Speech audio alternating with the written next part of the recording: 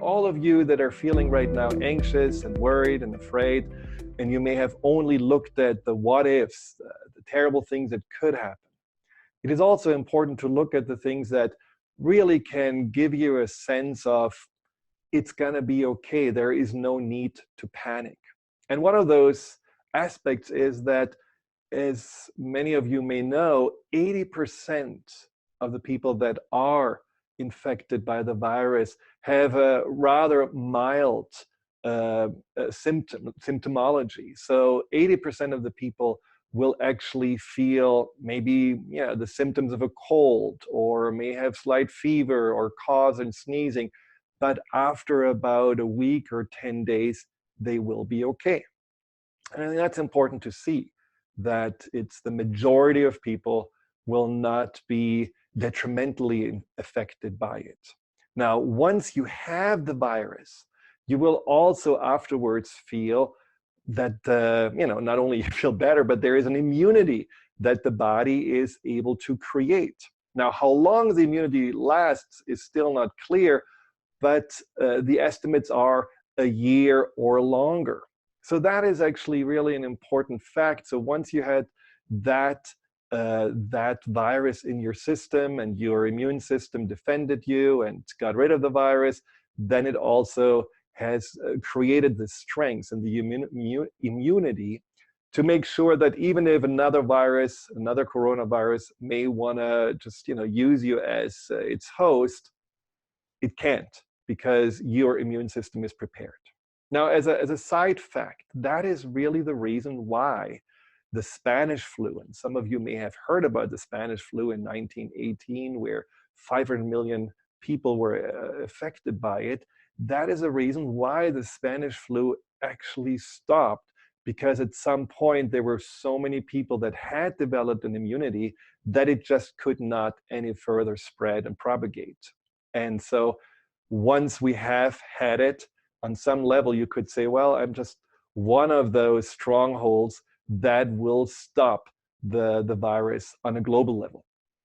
Well, maybe a very positive perspective to not necessarily always feel like you have to just avoid it, because there is maybe also a greater purpose for you once you had it and you are able to overcome it. Now, the other positive fact is that there are certainly already signs that, especially in China, where the whole virus outbreak started, that the numbers of newly infected goes down. There are more people healing from the virus than there have been dying, and the numbers are growing.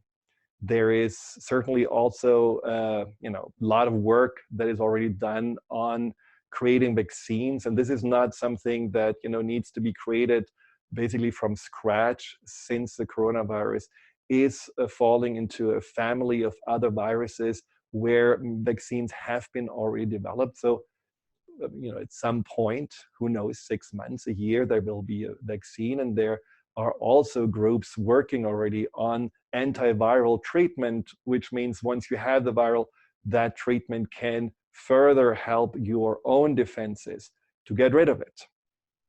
And in the meantime, it's just really important that you are washing your hands, that you are willing to also put yourself into a quarantine if you do have symptoms, if you do start having a fever, coughing, sneezing, or sometimes there are intestinal symptoms too. Especially as long as it's mild, don't necessarily rush to the hospital, because the hospitals are already flooded with people as it is. So in general, the recommendation is, if you have it, take care of yourself. Ask for medical support online or by the phone. Viruses cannot be treated with antibiotics. It's really about you supporting your body in order for the body to get rid of the virus, to deal with the virus. So make sure that you drink plenty of fluids, that you are also to alleviate the symptoms, take some anti-inflammatories, and beforehand, let's boost our immune system, which is one of the points that I want to make in what we can do now to not fall into this anxiety trap. When I was 18 years old, I was swimming in the ocean, and and I almost drowned with a friend of mine. Now, when your friend is starting to scream help because the tidal waves has just pulled us out into the open sea, then you know that you're in trouble. And so when I started then also screaming for help, and unfortunately there was no one that even heard us or could see us on the beach, then it's natural to go into a panic. And I was in a panic, and I was like, paddling and swimming around, just, expending a lot of energy without really getting anywhere. And if there would have not been this little voice inside of me that says, don't panic, relax, breathe, and start to swim slowly, one stroke at a time, I probably would have been not here right now. It was pretty dire. So panic is not helping us. Anxiety is not helping us. And at the same time, it's very natural to have this anxiety. Why? Because of a few factors. One of the biggest anxiety triggering factors is this lack of certainty. We are facing uncertainty because we have never really faced such an epidemic before, at least not in our lifetimes. And looking at that unknown, naturally our inner defenses say, okay, let's imagine the worst thing that could happen. And that's one of the challenges with our mind, that it has this natural tendency just to prepare us. And anxiety is one form of preparation. Then it's also that issue with feeling out of control, just feeling like there is nothing I can do. There is no one in the government apparently really capable of helping us. The virus seems to be such an unknown. We are powerless facing this situation. And that powerlessness, uncertainty, and out of control feeling, all of that creates this anxiety.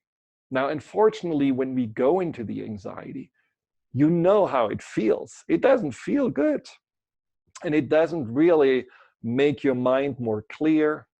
It doesn't make you make better decisions. It doesn't certainly help you to have a clearer vision on what you can actually do. You don't make really good choices when you're anxious. And on top of it, with anxiety and the stress that comes through it, your immune system, your whole physiology is negatively affected. And right now, we really need to be at our best physically, and of course, also mentally and emotionally. So as much as anxiety wants to help, it's not helping. It's not really helping us to be more prepared. It's not really helping us to go through the situation with greater ease. And so what I want to introduce today are just 4 steps.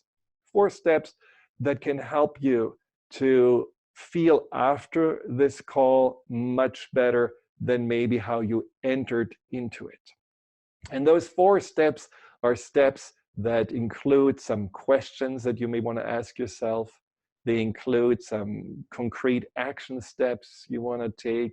They include you also really taking hands-on approach with your anxiety, not feeling the anxiety is attacking you or is a little monster that just lives inside of you, but just knowing I can do something about my anxiety. I can help my anxiety to actually feel better and release its worry about this current situation.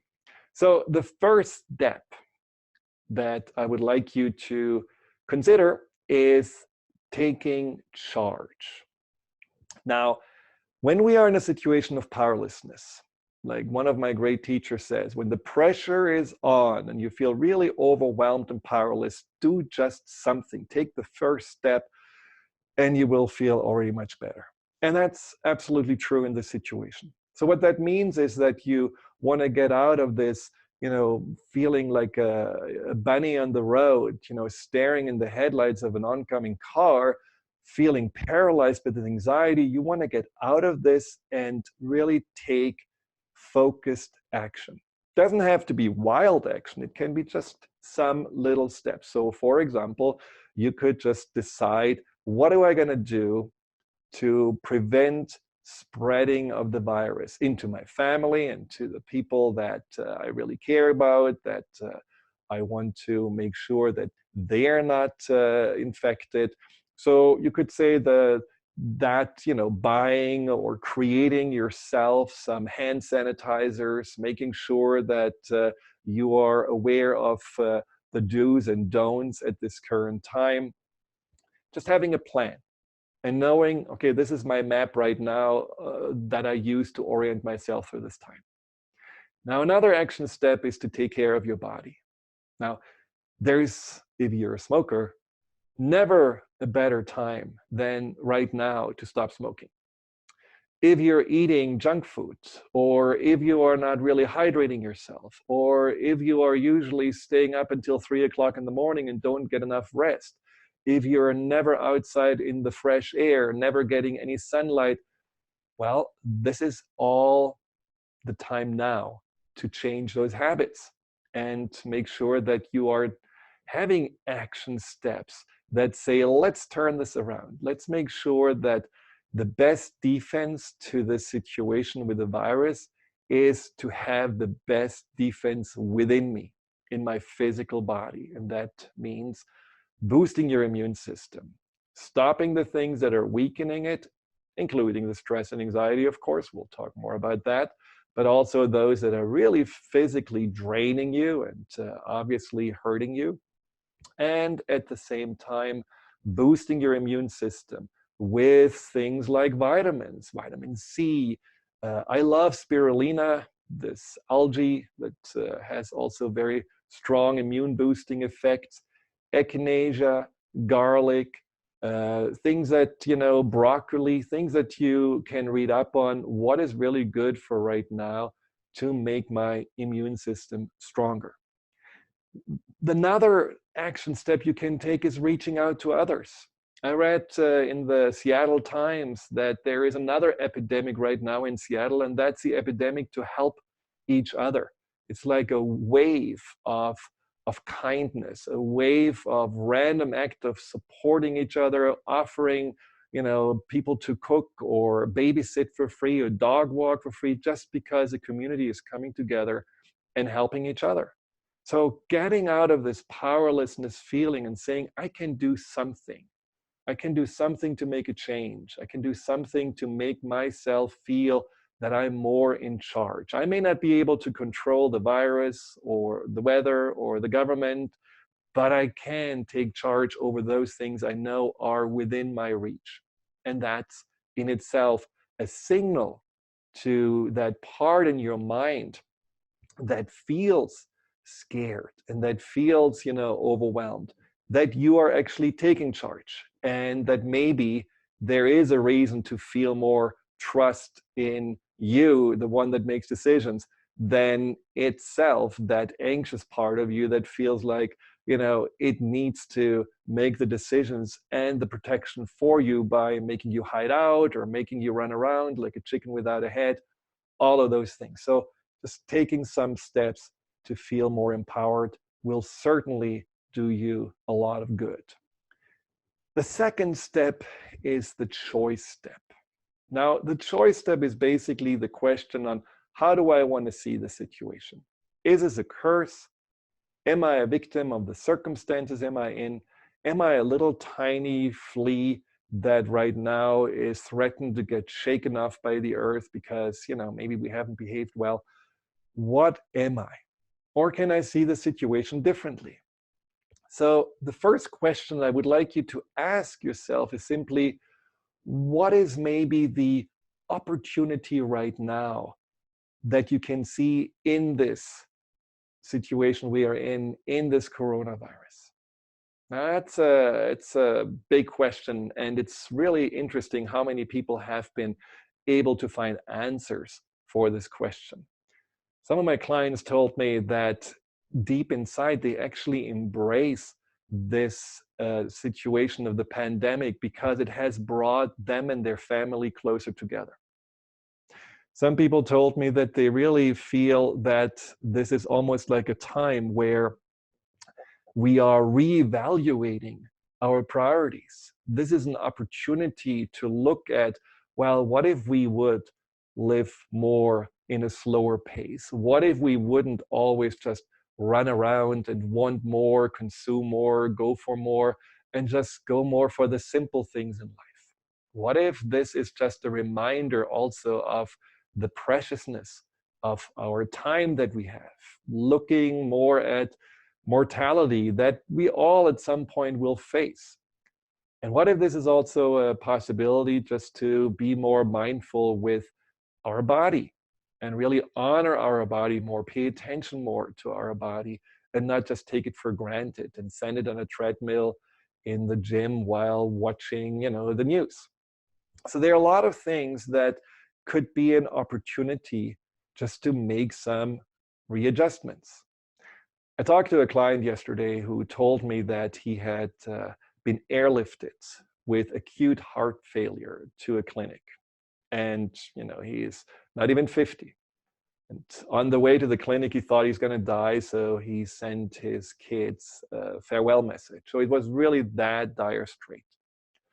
And facing that changed him completely. It was just this, once he got out of it and once he felt like, oh, I have a new lease on life, I will make much better decisions. I will work less and push myself less and focus more on my family and my children and my wife. I will take better care of my body. I will savor more the preciousness of each moment and not always postpone happiness for the future. It changed his life, and he will continue to remember that time as, that choice point where he chose to be happy over maybe having more money or anything like that. Now, we could just make similar choices. We could be in a situation where we say, well, this is maybe the time where we also choose to focus more on what we really can do to make this life fulfilling, than always feeling fulfillment comes from outside, or fulfillment is something that is postponed for later. That is one way to see the situation as an opportunity and not just as a challenge. Now, the other question you want to ask yourself is, who do I want to be in this situation? What is it really what I want to show up as?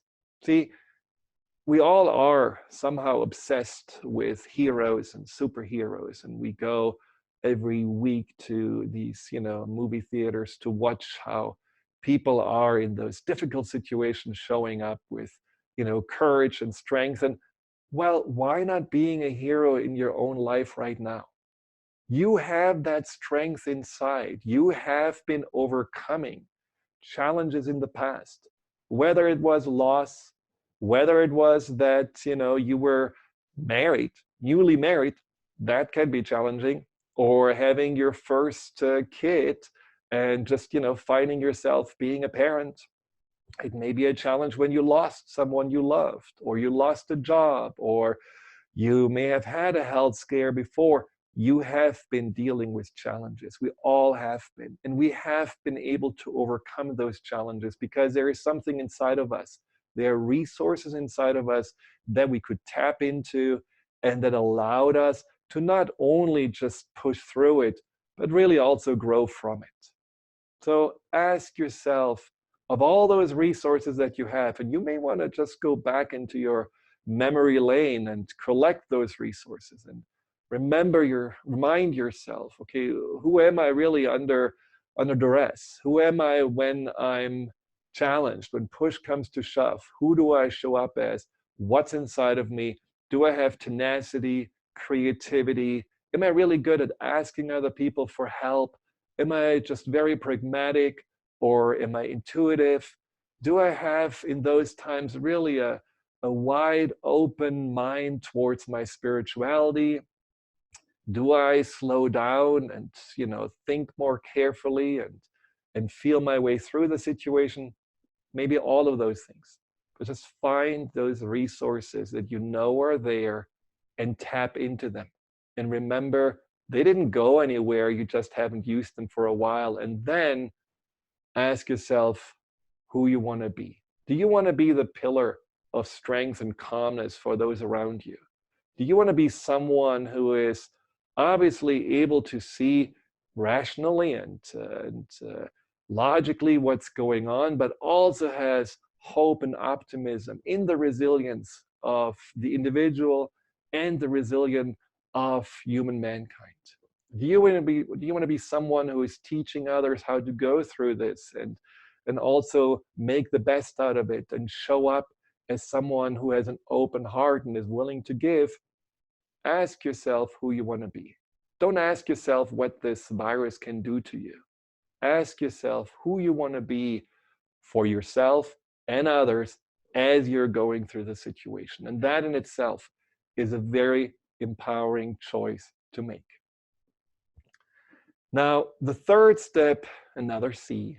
So we have the charge, taking charge, the choice, just making a choice on how you want to see yourself and that situation in a different, more positive light. And the third step is care, taking care of your anxiety with compassion. Now, I said before, anxiety is like a part of you. It's not all of you.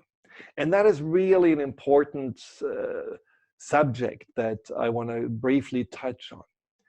Your anxiety is located usually in the deeper part of your mind, that's irrational part of your mind, your subconscious. So it's not all of your mind, and it's not even all of the subconscious, it's just a part of it. And that subconscious anxious part has a job, and that job is to protect you. So if you're realizing that your anxiety is not all encompassing, maybe it feels like this at times, but it's not. If you're realizing that you could actually step aside a little bit and see the anxiety as a part of you that just looks very worried and very small and just, has a lot of questions. If you're even realizing that the anxiety and the programming of this protection comes from a time when you were little. It's a very, very early pattern, survival pattern that the anxiety has taken on during the first 10, 12 years of your life. Then you can even imagine your anxiety being a little mini you who just says, are we going to be okay? Are you sure it's fine? What if this? What if that?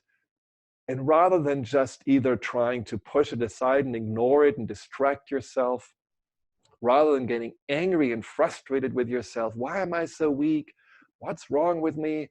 Why can I not be like the others that seem to be, calm and cool like cucumbers? Why is it me that has the struggle with anxiety? If you can avoid buying into the anxiety messages that are saying, the sky is falling, the worst is happening, then you can actually see the anxiety for what it is. Just a part of you that wants answers. Every negative thought about your anxiety, that your anxiety says about the virus, every negative thought can be framed as a question that a part of you is asking the rational, heart open, compassionate adult self, the person that you usually show up for your children, for your friends, for your spouse. That person is asked, can you please give me some answers? So when you have negative thoughts, anxiety, triggering thoughts about the virus, will we be okay? What's going to happen when we feel sick? Is it okay to eat food and be okay or not get infected by that? And will we eventually lose everything we have? Will we end up on the street? I mean, you see, these are often very catastrophizing thoughts. And those thoughts need answers, and they cannot just be ignored. So you're going to sit down, write down on your left side of the paper, make it, 2 halves, all the questions that your anxious side has. And then on the right side, calmly and compassionately, you are looking for the answers, and you are reading out those answers once you wrote them down with real kindness, with understanding, with a sense of, I'm actually wanting to be here for this part of me that obviously needs someone, a compassionate leader, someone who is in charge. And the amazing thing is when you do this, I see it all the time with my clients, when you do this for just a few days, your anxiety triggering thoughts decrease by 70 or 80%. And it's not about finding, the good arguments. It's not about necessarily always having to address every thought that is coming up. It's so much more important that you have compassion and kindness with it, that you're really showing a sense of, I want to comfort you because I got your back. You little anxious self inside of me, I'm going to make sure you're okay. So that is a really wonderful and powerful way to deal with your anxiety. Now, of course, you don't want to feed your anxiety either. You don't want to feed it with, all this 24/7 watching the news, or, hearing all this fear-mongering of others, and, just feeling like, okay, maybe they're telling the reality, and maybe what I'm seeing is, too rose-colored, too optimistic. So really limit the amount of time that you are, let's say, watching the news. One time in the morning, one time at night, 10 minutes, totally enough. And then refocus more on what is now. Because the care comes also with showing your mind, your anxious mind, there is a world right now here, right in front of me, that is actually enjoyable. And that can be playing with the kids, that can be petting your cat, that can be preparing a meal, that can be actually not having to rush to the office, but sleeping in. That can be going outside and being in nature and actually really enjoying it.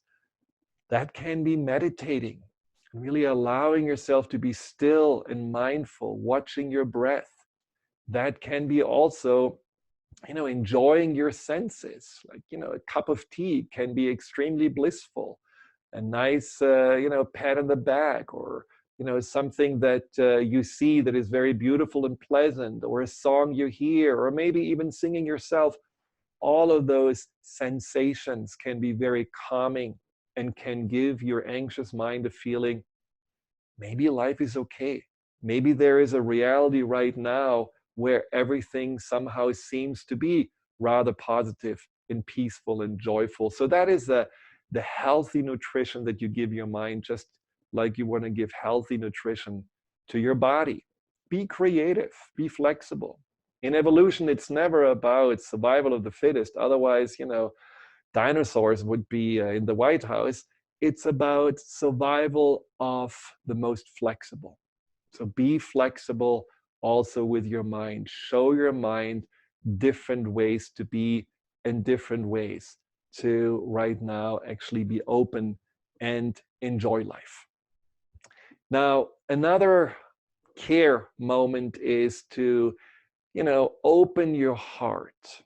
And I just mentioned before how there is a wave of helping others. And I do feel it's very important that we are really in this time, not, even though the borders are closing, even though we are not, hugging or even shaking hands, even we are told we have to stay away from others, at least 6 feet or whatever, there is still for us a way to keep our hearts open.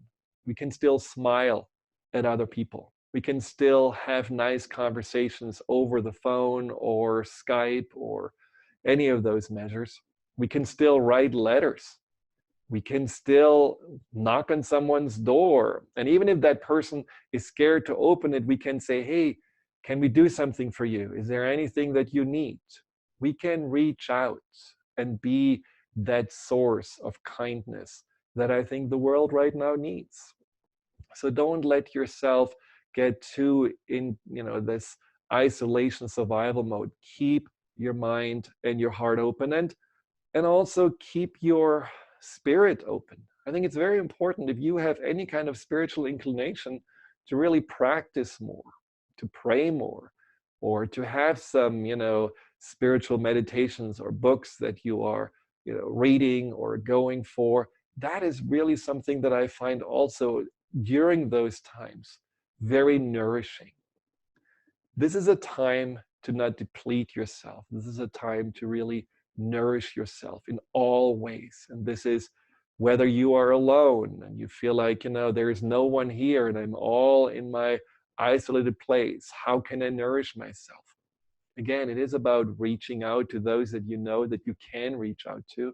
And it is about also reaching within and becoming your friend, becoming your supporter. I mean, how many of us do really feel that for the first time, we're actually holding still and connecting to ourselves, really wondering how we are feeling, checking, am I breathing, a little bit harder, or do I have maybe a fever? Yes, we are looking at basically what's wrong or what could be wrong, but as a form of paying attention to ourselves. That's a good first step. Now let's take also the next few steps and take care of ourselves and pay attention to ourselves in a very positive and nourishing and reinforcing way, so that again we go through this time stronger, and we are going also into the time after the virus, because it will stop, it will run its course, it will be at some point a non-issue. But what we won't want to happen is that we forget everything that we are learning, everything that we are right now maybe seeing differently, the lessons that are available to us, that lessons about life, about ourselves, about how we want to have a different pace, how we want to have different priorities, how we want to feel closer to our family and friends and neighbors, how the world is right now united.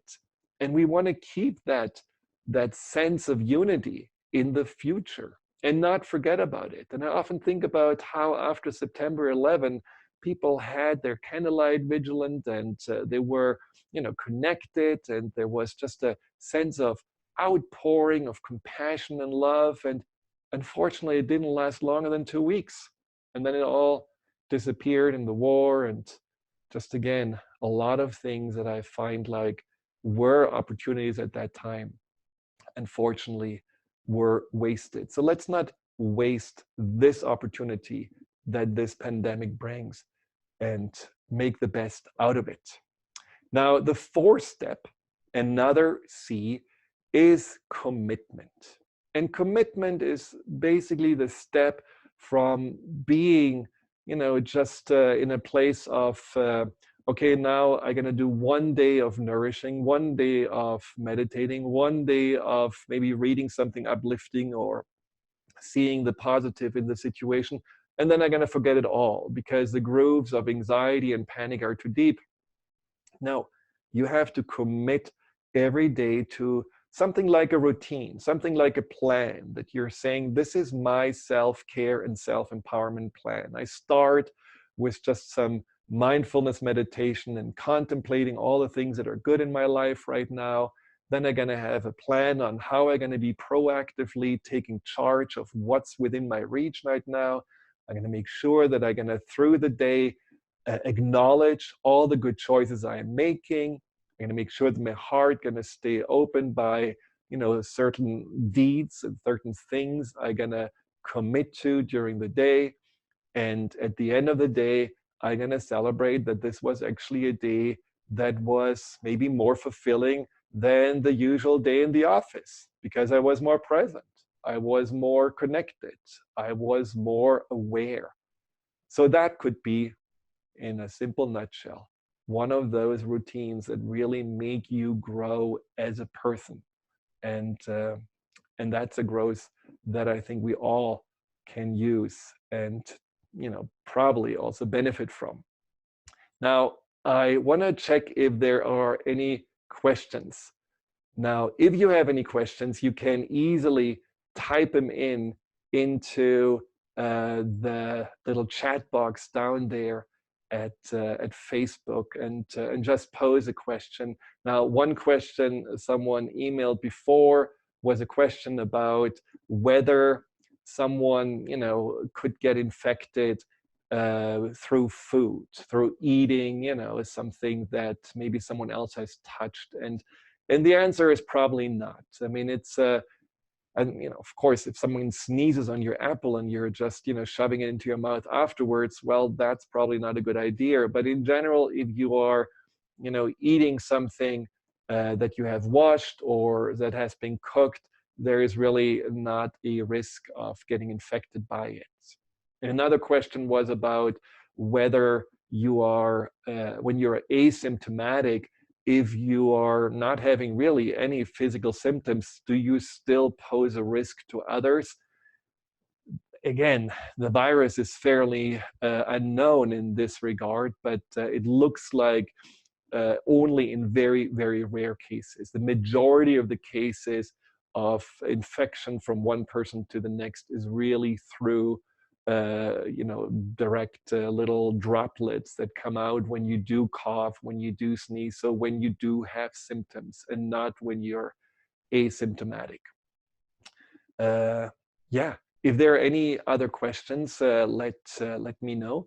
Now, what I want to do, because it is really a time that we also need like an inner way to get our mind on another track. Now, the beauty about the mind, especially the subconscious, is that it doesn't really care about what's real and what's fiction. Well, often it creates this, rather scary fiction, and it's not real, and we have to bring it back into the reality of the moment. But the other way around is true too. You can take your mind out of that anxious spinning and create something actually very enjoyable and something that's very positive. And for that, I would like to guide you through a meditation that I find especially for not only the anxiety, but also for your immune system and for boosting it, quite helpful. So all you need to do is just to lean back, close your eyes unless you are driving. I hope you don't. And let yourself simply just relax for a moment. And feel as you are relaxing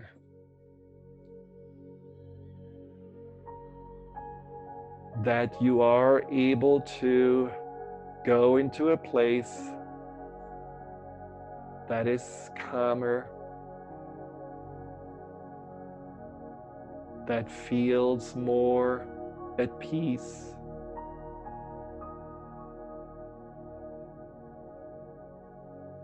Take 3 or 4 breaths slowly.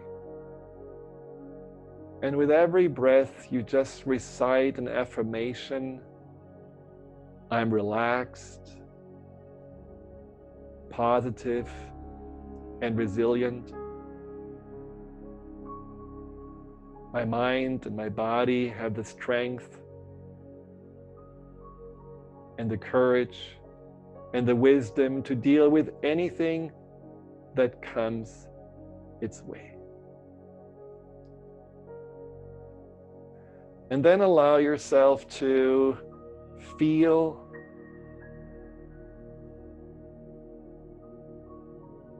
that your mind goes on a beautiful journey. A peaceful place of relaxation. And imagine yourself that you are on a beach, on a beautiful beach with miles and miles of golden sand. You can hear the waves going in and out, and you can slip off your shoes and walk across the soft sand.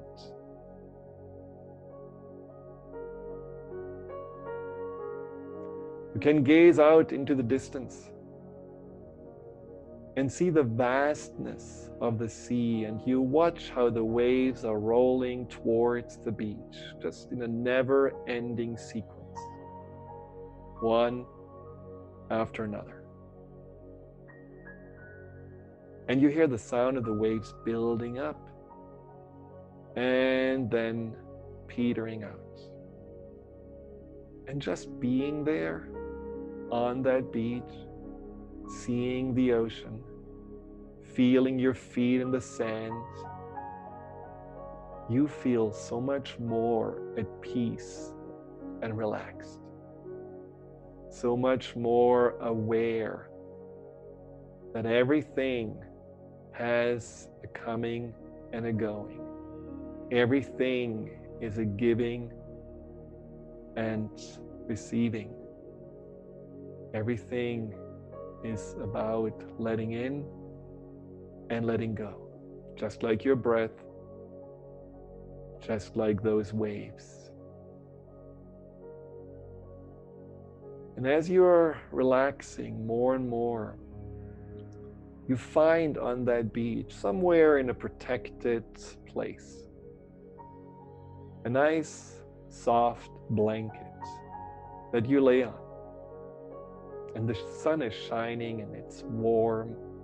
There's this light breeze with this beautiful salty smell in the air, and it makes you sleepy, and it makes you peaceful, and it makes you relaxed. And as you have your eyes closed on that blanket, relaxing, imagine that there is a source of light above you. It can be like the sun or a shimmering, glowing star. And that shining, bright source of light is emanating a radiating energy. And you feel a slight tingling and a warm, comforting glow as you become more and more aware of that radiant energy that comes from that light source and that shines just down on you, beautifully and gently. And when you feel these rays of that light, these beautiful tingling beams of that healing light touching your skin, you feel there is a release of tension, a letting go of stress and discomfort. And there is an immediate sense of feeling more peaceful and calm because of it. And you let yourself simply be infused now with this light that is not only resting on your skin, its healing qualities are actually penetrating into your body. This light is starting to fill you up because it doesn't know any boundaries or limitations when it comes to seeking out any kind of discomfort, stress, or disease. So really open yourself up and immerse yourself in that healing energy of that light from above and bask in its healing glow. Feeling it's cleansing you,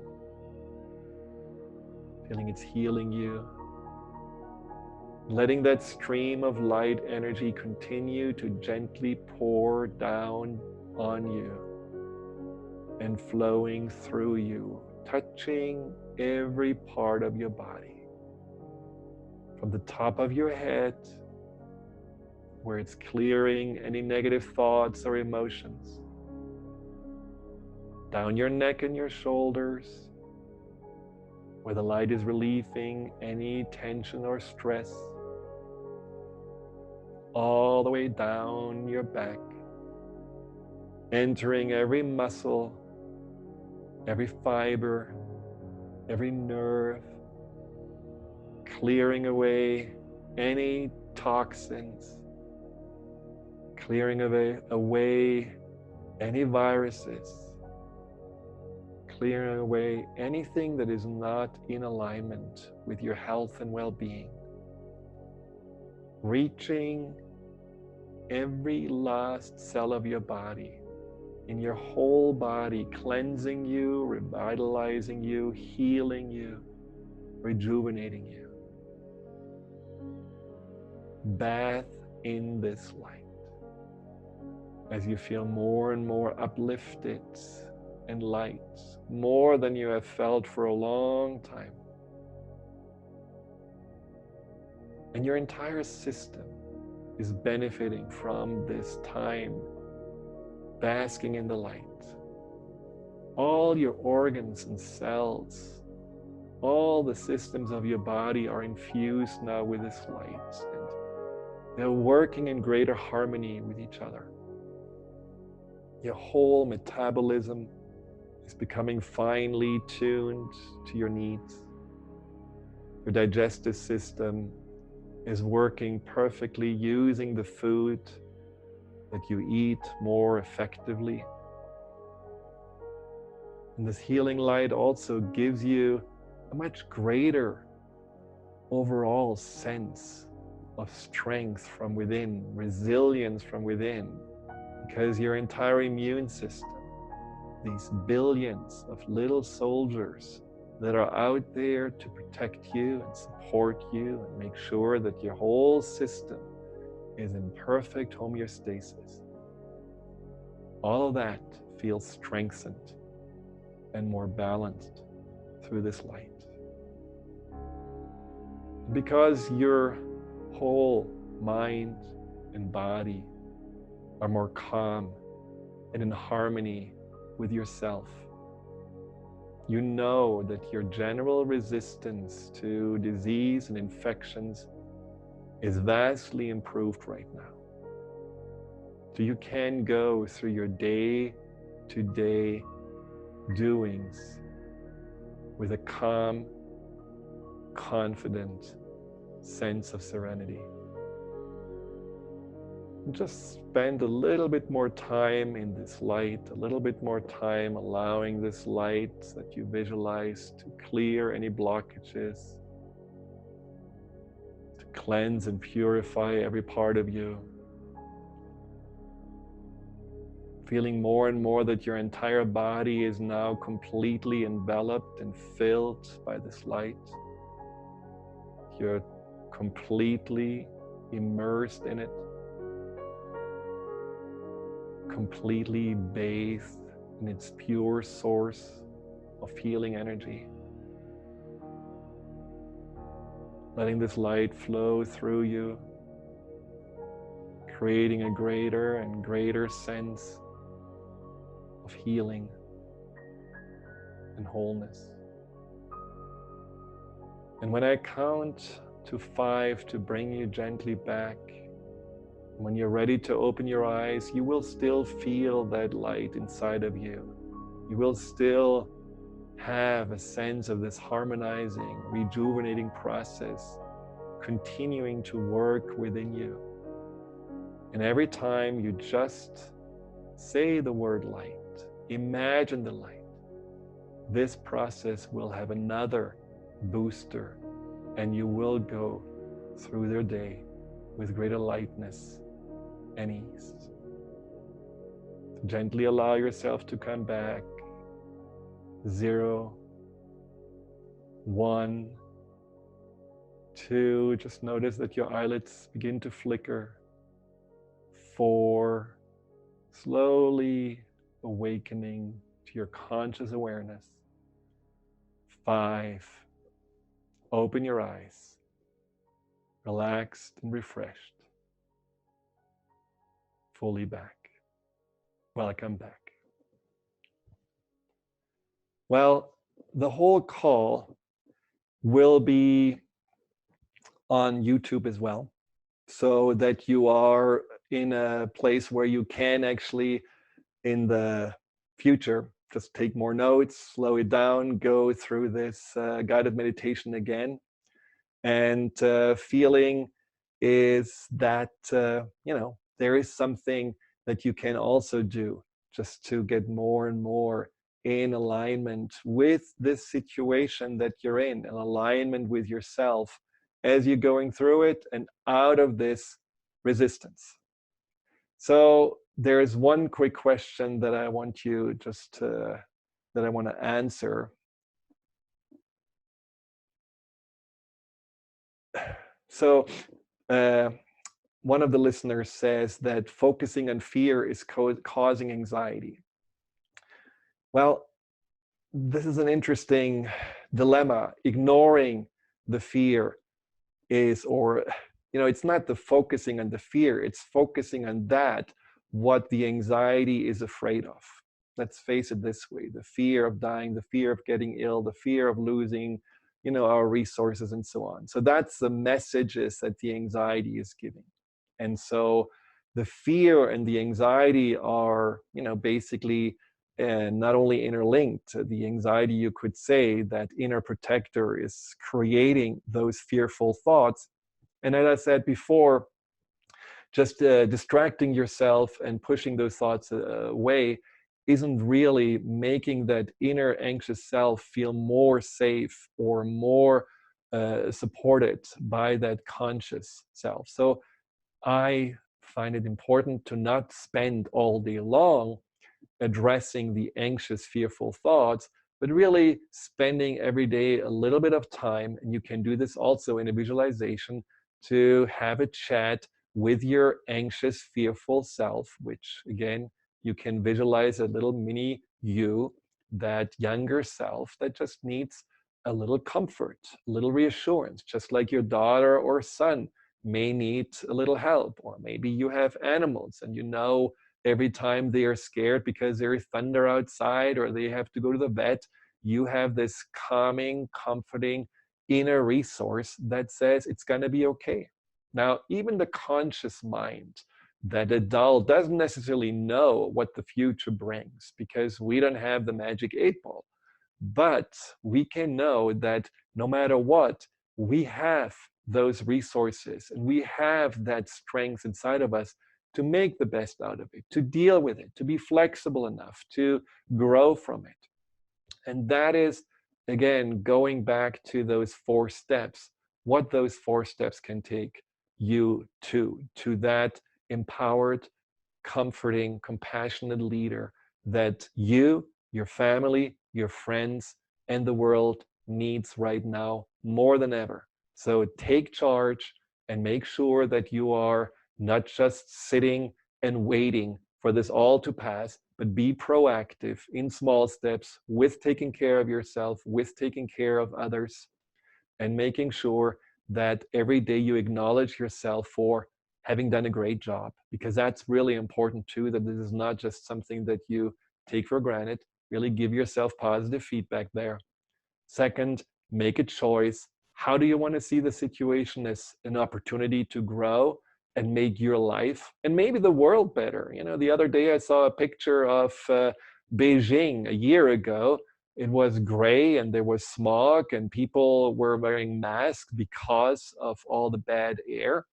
And now blue sky, beautiful, there is an amazing effect, a positive side effect on the environment because there is much less pollution, which is kind of, a wonderful thing to see. And in that choice process, also ask yourself how you want to see yourself, care for your anxious self, give your anxious self a sense of being cared for through counterbalancing, through focusing on what's right in front of you, being mindful, being really engaged in joyful, simple things, making sure that you are engaging yourself in anything that makes you feel good, taking a bath or singing or being out in nature, and then really committing to doing this every day and not just letting this fall by. And I have to drink a little bit. Now, I hope this all gave you a sense that you actually do feel better. And someone said, if I'm going to do this next week again, well, if so, I will definitely let you know. But in the meantime, I also will have this posted. My business manager, Miroki, who has been standing by, thank you so much, Miroki, will post this on YouTube, on my YouTube channel, Dr. Friedemann Schaub, as soon as possible. And I can imagine that just re-watching it will help you. And maybe not next week, but the week after, I will keep you posted. We're going to do another call and just boost all of this and expand on it, what I just talked about. So thank you so much for tuning in. Thank you so much for being willing to step up and not just feel overcome with the emotions and go into a paralyzed avoidance state. Because as I said, our best self right now is asked for. I wish you all the best. reach out if you have any questions. You can always through Facebook. It's not the virus, I guarantee. And also you can email at hello@drfriedman.com with any questions. Visit my website. There are a lot of things about anxiety that you can benefit from. There are free tools, more guided meditations that you also find on my YouTube channel. Of course, there is my book, The Fear and Anxiety Solution, that may be a good resource right now. There is an online video seminar that also can guide you through steps on how to find more peace at that time. And of course, I'm also working with clients individually. So if you need more help, reach out to me and let me know what I can do. Thank you, and be well, and God bless you.